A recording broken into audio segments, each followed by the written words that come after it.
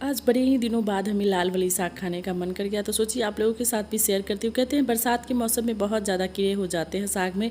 तो यहाँ पे एक एक पत्तल करके इस तरीके से हमें चुन लेना है, अच्छे से तोड़ना है। और डंठल पतला हो तो थोड़ा बहुत रखिएगा, बाकी मोटा डंठल को फेंक दीजिएगा।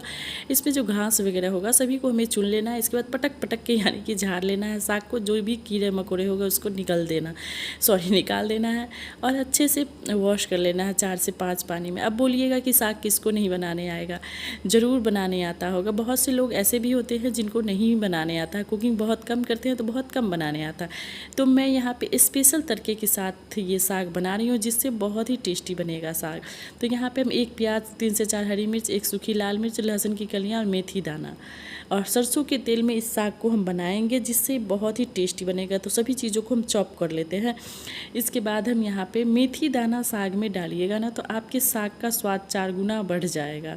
तो यहाँ पे हम गैस पे चढ़ा देंगे पैन में डालेंगे तेल जैसे ही गर्म हो जाएगा, सबसे पहले हमें यहाँ पे मेथी दाना डालना है। जैसे मेथी दाना चटक जाएगा तब हम लहसुन की कलियाँ डालेंगे। ये 2 चीज़ आप साग में डाल के देखिएगा, आपके साग में 4 चांद लगा देगा। बहुत ही टेस्टी साग बनेगा। मेरी मम्मी हमेशा ऐसे ही साग बनाती थी, जिससे बहुत टेस्टी लगता था साग। तो अब मम्मी तो है नहीं, तो खुद के हाथ से बना के खाना है, तो खुद ही बना रही हूँ। तो यहाँ पे मैं डाल दी हरी मिर्च और यहाँ पे प्याज, सभी चीज़ों को डाल के हम अच्छे से भून लेंगे। इस तरीके से तड़का लगा के इस साग को बना के देखिएगा, बहुत ही टेस्टी लगेगा साग खाने में। तो यहाँ पे सभी चीज़ों को हम थोड़ा सा चटकने देंगे। इसके बाद हम डालेंगे साग को अच्छी तरीके से चुनना बहुत ज़रूरी होता है, क्योंकि साग में कीड़ा होता है ना, तो हमें साग को अच्छे से चुनना होता है। फ़ौरन को हमें ज़्यादा नहीं जलाना है, यानी कि जो भी चीज़ें हम डाले हैं थोड़ा सा हमें सुनहरा करने के बाद इसके बाद हम यहाँ पे साग डालते टाइम देखिए कितना ज़्यादा लग रहा है, लेकिन बनने के बाद ये बहुत कम हो जाता है। थोड़ा सा बचा ली क्योंकि पैन में जगह नहीं, फिर जैसे ही गल जाएगा इसमें मैं डाल दूँगी। नमक का बहुत ज़्यादा ध्यान रखना होता है साग में, क्योंकि गल के ये बहुत थोड़ा सा हो जाता है। तो गैस के फ्लेम को मीडियम कर देंगे, उसे एक ढक्कन डाल के ढक देंगे। ये अभी कितना सारा ही देखिए, जैसे ही गलना शुरू हो गया साग का क्वांटिटी कितना कम होने लगा है।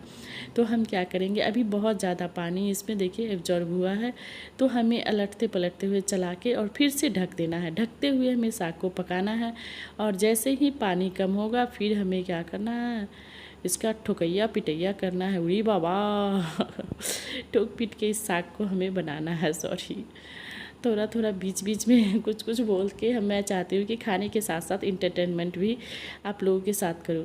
तो यहाँ पे मैं क्या करती हूँ, उसके बाद ढक दी थी, फिर से मैं बीच बीच में चला चला के देख रही थी साग को।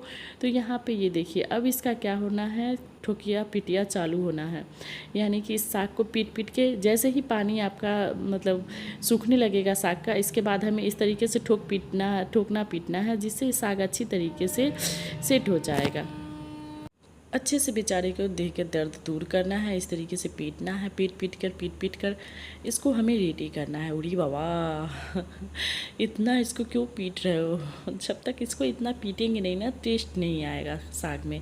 तो इस तरीके से हमें पीटते हुए साग को रेडी कर लेना है। जैसे ही पानी सूखेगा ना, तो करछी से इस तरीके से हमें चलाना होता है, दबा दबा के। आप चाहे तो मतलब दाल घाटने वाला जो होता है उससे भी आप घाट के बना सकते हैं। तो यहाँ पे गैस के फ्लेम को ऑफ कर देंगे और एक बाउल में हम सर्व कर लेंगे। तो लीजिए इस तरीके से हरी मिर्च डालिए और इसे चावल के साथ खाइए ना, बहुत ही आनंद आने वाला है। तो मैं तो इसको चावल के साथ खा रही हूँ, आप किसके साथ खाइए कमेंट करके ज़रूर। Thank you.